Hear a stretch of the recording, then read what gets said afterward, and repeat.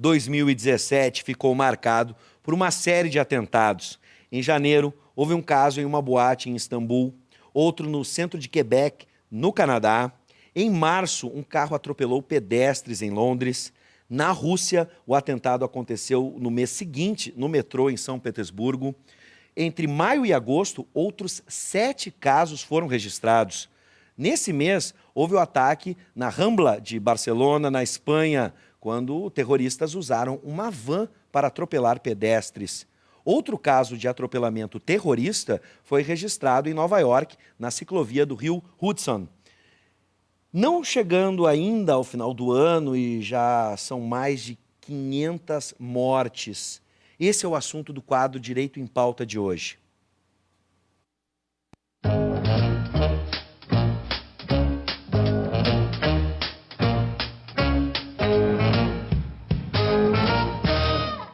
Guerras civis na África, fome em regiões assoladas por conflitos e violência de extremistas islâmicos e a política em países como Venezuela podem aumentar esse clima de tensão ainda em 2017, que não acabou, professor Paulo Regis. Boa noite. Boa noite, Bives. Sempre uma alegria estarmos juntos para mais um enfrentamento de um tema jurídico. Seja bem-vindo. Muito obrigado. Hoje nós temos a honra de contar com o desembargador José Conrado Curtis de Souza, que é integrante da 7ª Câmara Criminal do Tribunal de Justiça do Estado do Rio Grande do Sul. O desembargador também é mestrando em filosofia. Isso é que vai nos dar aqui um enfrentamento dessa temática com essa visão de um magistrado e um filósofo. E, como sempre, Bives, a presença do nosso querido professor Jorge Trindade, que é professor, entre outras disciplinas, aqui no campus de Canoas, de Psicologia Jurídica. Sejam bem-vindos. Muito obrigado. Sejam bem-vindos. Muito obrigado. Bom, antes da gente começar a nossa conversa, professor Paulo Regis, qual é a obra jurídica que vamos indicar hoje para os nossos telespectadores da Livraria do Advogado? Perfeito, Bives. Indicaremos mais uma publicação intitulada Direito Penal Econômico, de autoria do professor Andrei Zenkin Schmidt. Ele é mestre e doutor em Ciências Penais pela PUC, professor em Direito Penal e Prática Processual na mesma universidade. A obra nos conduz ao diálogo entre o direito e a economia como caminho para a compreensão do fenômeno da intervenção penal na ordem econômica. Ela aborda estado da macroeconomia em tempos de globalização, delimitação conceitual e fundamento do direito penal econômico, teoria penal econômica, teoria do direito econômico e teoria da pena no delito econômico. Essa é a obra que estamos indicando hoje, Bives. Está na tela o telefone da Livraria do Advogado e você pode entrar em contato para adquirir essa obra. Bom, agora sim vamos começar a nossa conversa. Desembargador, mais uma vez, seja bem-vindo. O senhor enfrenta com frequência as mazelas humanas ao julgar processos criminais na 7ª Câmara Criminal do Tribunal de Justiça do Rio Grande do Sul e estuda filosofia no seu mestrado. Como é que a gente pode, como disse o professor Paulo Regis, entender a partir da perspectiva filosófica e também da perspectiva jurídica essa crescente onda de violência no mundo em diferentes partes, diferentes cantos do nosso planeta? Bom, primeiro deixa eu agradecer o convite gentil aqui do professor Paulo Regis, estar aqui na presença do professor Jorge Trindade, a quem admiro muito aí, e também na sua presença, agradeço muito. Bom, a nossa Câmara ela tem uma particularidade que são os crimes patrimoniais e os crimes sexuais, que na verdade é uma temperatura digamos assim, da violência na sociedade, né? Especialmente a questão econômica e social, né? A crescente violência está relacionada é multifacetária, né? Digamos assim, sob o aspecto filosófico, eu diria que é uma questão de alteridade, né? Há uma completa um isolamento do indivíduo na sociedade, dentro de uma sociedade com um viés capitalista quase selvagem que nós vivemos, e dentro de uma estrutura social que nós conversamos agora há pouco antes, sem um viés também comunitário. A nossa sociedade ela não tem um caráter muito comunitário. Então, dentro deste quadro de isolamento do indivíduo, a situação econômica, digamos assim, as mais importantes figuras da nação todas, pelo menos, perdão, para não usar a falácia generalista, né, mas uma boa parcela envolvida em enorme corrupção. Então, acho que tudo isso aí cria um enorme estímulo à própria violência, né, que acaba se refletindo no consumo das drogas, que é um dos fatores também importantes, né, de fomento da violência. E aí o professor Jorge Trindade pode até dar um depoimento melhor que o meu, mas a verdade é que as coisas sempre há lá no fundo, existe, digamos assim, como eu poderia dizer, um caldo de cultura que se vai formando e que acaba refletindo na violência sexual também, né, dentro das famílias, né?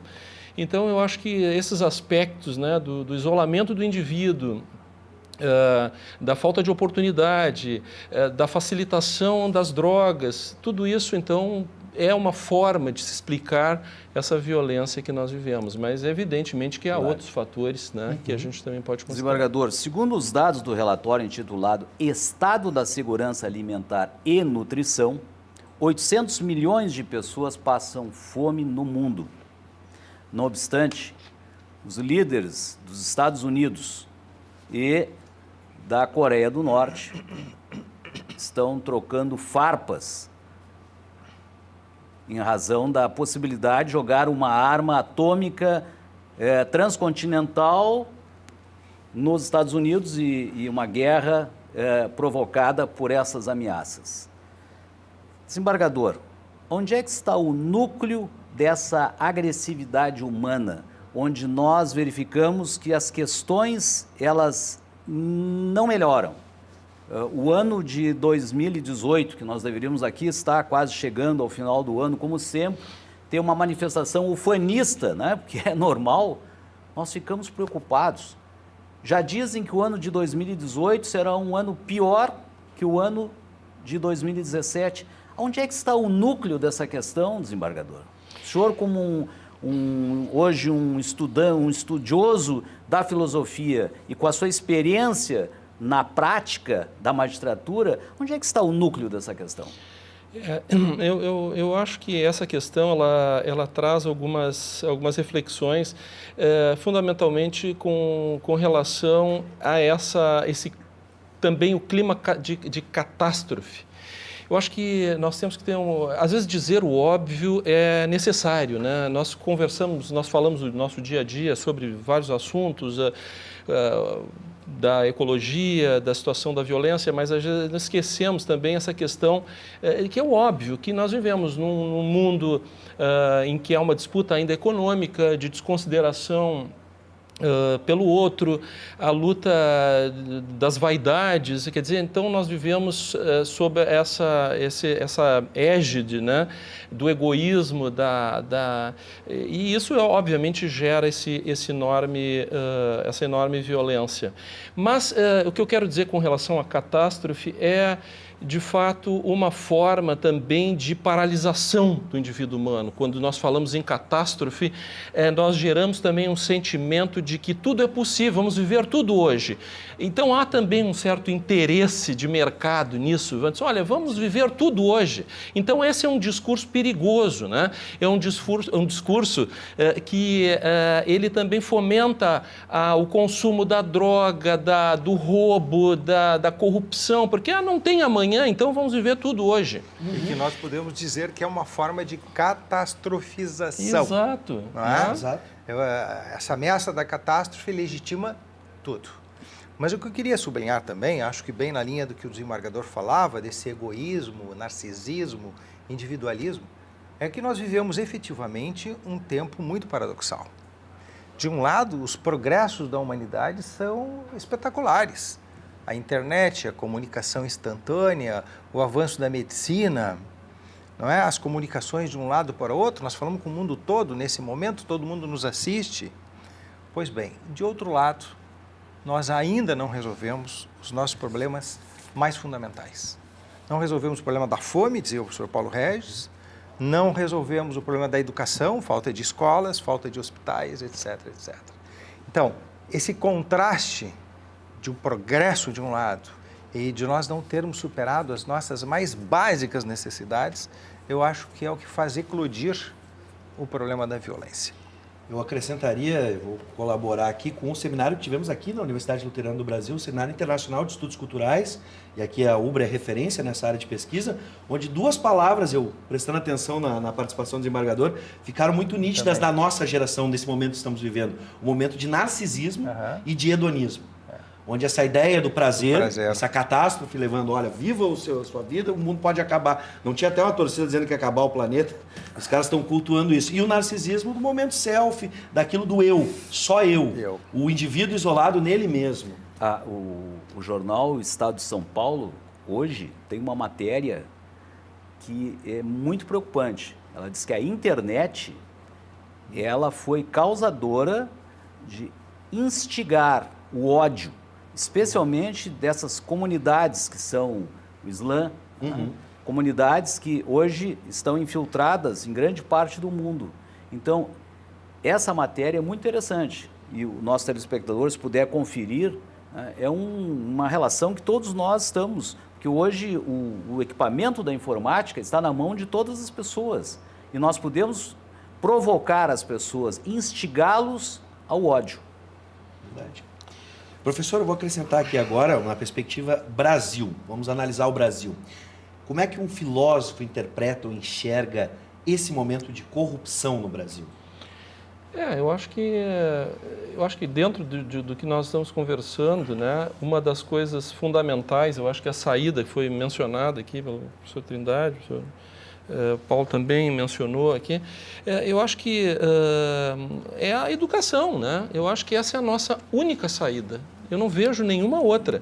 Mesmo a questão da fome, né? Eu acho que a partir do momento de que você desenvolve o indivíduo, que ele tem acesso à realidade, ele tem capacidade de refletir sobre a sua realidade, sobre o seu país, sobre as consequências dos seus atos, eu acho que isso já cria uma outra perspectiva de ser humano, né? De vida, enfim, nós falamos aqui de comunidade, né? Eu vejo também, assim como vejo um certo discurso geral do catastrofismo, né? E do atomismo, de criar indivíduos isolados, né? Porque há um interesse, isso é evidente, por isso que eu falei no início a questão da obviedade, porque nós estamos muito habituados a pensar Grêmio Internacional, eu quero dizer essa quase bipolaridade das relações. Maniqueísmo. Esse maniqueísmo, eu sou da esquerda, sou da direita, eu não sou colorado, eu sou gremista. Eu acho que só um pouquinho. Nós temos que pensar que nós vivemos na mesma casa, no mesmo lugar, entre nós. Então nós temos que conviver. E a forma de saída disso é a educação. Sim. Não há dúvida, né? Nós estamos aqui no ambiente universitário, quer dizer, a saída é essa, né? Então vejo que a corrupção ela é o produto exatamente, esse subproduto, melhor dizendo, né? Um produto negativo desse isolamento do indivíduo, dos jovens não terem interesse, é preferível ficar no seu celular, cuidar de si mesmo, esse hedonismo exacerbado, esse individualismo, esse narcisismo, né? Então vai criando indivíduos isolados e isso é ótimo para os interesses econômicos, né? Fácil de manipulação. Desembargador, a ministra Carmen Lúcia, presidente do Supremo Tribunal Federal, numa manifestação recente, ela disse preocupada com a litigiosidade.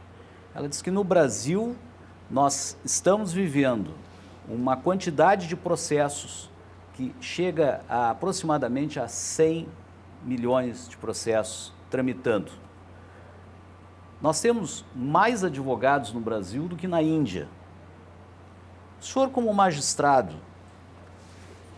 como é que o senhor sente isso? O senhor dia a dia enfrenta, nós acabamos de mencionar as mazelas, né? Como é que o senhor enfrenta isso? Como é que o senhor enxerga isso? Não é crescente o número de demandas? Como é que nós vamos explicar isso para os nossos telespectadores?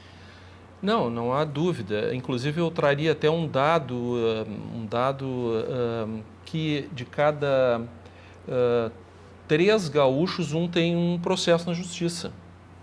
Então, nós também, aqui no Rio Grande do Sul, não fugimos à regra, não somos exceção, nós somos muito participamos desse litígio enorme que existe, né?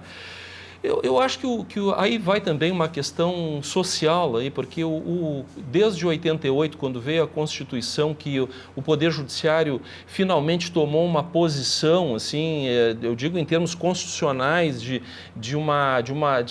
digamos assim, de efetivamente ser uma forma de resolução de conflitos, ele não tem essa estrutura toda. Em lugar nenhum do mundo um Poder Judiciário pode trabalhar com esses milhares de processos.